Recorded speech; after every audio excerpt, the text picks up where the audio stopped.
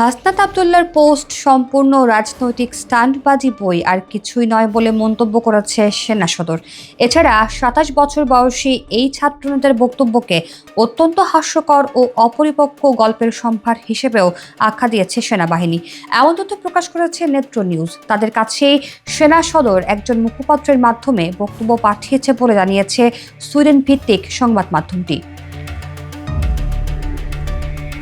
২২ March নেত্র নিউজকে দেওয়া সেনা সদরের এক বিবৃতিতে স্বীকার করে নেওয়া হয়েছে যে সেনানিবাসে খোদ সেনাপ্রধান ওয়াকারুজ্জামানের সঙ্গেই ১১ মার্চ বৈঠকটি হয়েছিল। তবে হাসনাত আবদুল্লাহকে ডেকে নিয়ে যাওয়া এবং আওয়ামী লীগের পুনর্বাসনের বিষয় নিয়ে তাদেরকে প্রভাব বা চাপ প্রয়োগের বিষয়টি অস্বীকার করা হয়েছে।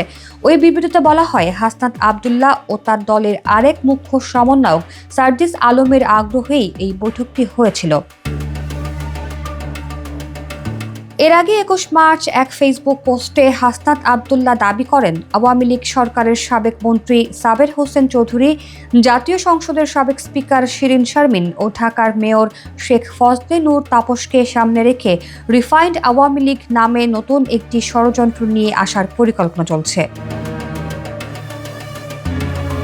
গণঅভ্যুত্থানে ক্ষমতাচ্যুত আওয়ামী লীগকে নতুন রূপে পুনর্বাসনের বিষয়ে সেনানিবাসের কাছে থেকে ভারতের পরিকল্পনা উপস্থাপন করা হয়েছে। শুক্রবার হাসনাত আবদুল্লাহর এমন ফেসবুক পোস্টে বাংলাদেশের রাজনৈতিক অঙ্গনে তুমুল আলোচনা সৃষ্টি হয়। সুনির্দিষ্টভাবে হাসনাত বলেন, সেনানিবাস থেকে ১১ মার্চ দুপুর ২:৩০ এক বৈঠকে তাদেরকে এই নয়া আওয়ামী লীগকে মেনে নিতে সমঝোতা ও সংসদের আসন ভাগাভাগির প্রস্তাব দেওয়া হয়। এরপর সেনানিবাসে তিনি যে বৈঠকটির উল্লেখ করেছেন তা কি সেনাপ্রধান জেনারেল ওয়াকারুজ্জামানের সঙ্গে হয়েছে কিনা, হাসনাত আবদুল্লাহকে নেত্র নিউজের পক্ষ থেকে এই প্রশ্ন করা হলে এ বিষয়ে তিনি সরাসরি প্রশ্নের উত্তর দিতে অস্বীকৃতি জানান। এদিকে সেনা সদরের বিবৃতিতে বলা হয়, হাসনাত আবদুল্লাহ এবং সার্জিস আলম দীর্ঘদিন যাবৎ সেনাবাহিনী প্রধানের সঙ্গে সৌজন্য সাক্ষাতের ইচ্ছা পোষণ করে আসছিলেন। পরবর্তীতে সার্জিস আলম ১১ মার্চ ২০২৫ তারিখে সেনাপ্রধানের মিলিটারি অ্যাডভাইজারকে ফোন দিয়ে সেনাপ্রধানের সঙ্গে সাক্ষাতের জন্য সময় চান। এর প্রেক্ষিতে মিলিটারি অ্যাডভাইজার তাদেরকে সেনা সদরে আসার জন্য বলেন।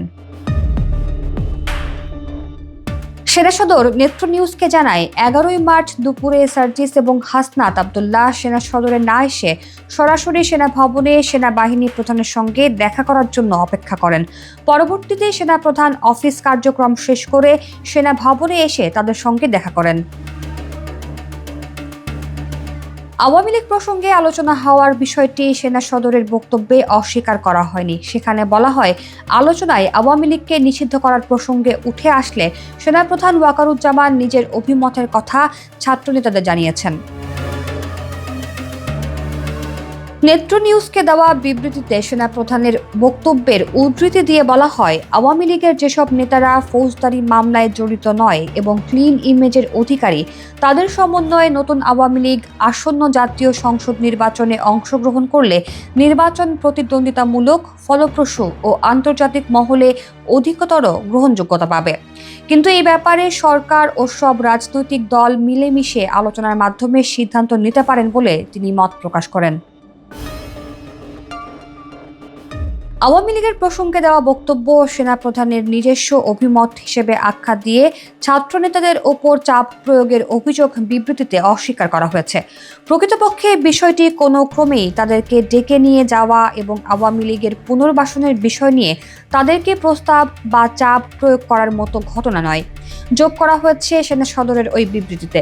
বাংলাদেশ সেনাবাহিনীর মতো প্রতিষ্ঠিত সুশৃঙ্খল বাহিনীর প্রধান সদস্য প্রতিষ্ঠিত রাজনৈতিক দলের যুগ্ম সংগঠকদের ডেকে আওয়ামী লীগের পুনর্বাসনের বিষয়ে নির্দেশনা দিচ্ছেন বা চাপ প্রয়োগ করছেন, যা অত্যন্ত হাস্যকর ও অপরিপক্ক গল্পের সম্ভার বলে প্রতীয়মান হয়। অপরদিকে সেনা সদরের বক্তব্যে বলা হয়, এই দুই ছাত্র সমন্বয়ককে সেনাবাহিনী প্রধান অত্যন্ত স্নেহের দৃষ্টিতে ছেলের মতো দেখতেন। বিবৃতিতে আরও বলা হয়, তিনি স্নেহবৎসল পরিবেশে তাদের সঙ্গে নানা আলাপচারিতা করেন। প্রাসঙ্গিকভাবে তাদের নতুন দল গঠনের শুভকামনা ও পরবর্তী রাজনৈতিক পথ চলার বিষয়ে নানা প্রসঙ্গে আলাপ করেন।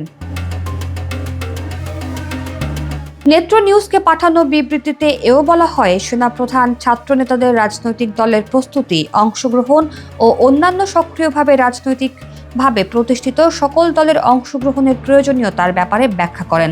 সেনাবাহিনী প্রধানের সঙ্গে দেখা করার 10 দিন পর ফেসবুকে হাসনাত আবদুল্লাহর এই ধরনের অনভিপ্রেতকর পোস্ট দেওয়া সম্পূর্ণ রাজনৈতিক স্টান্ট বই অন্য কিছু নয় বলেও ওই বিবৃতিতে বলা হয়েছে।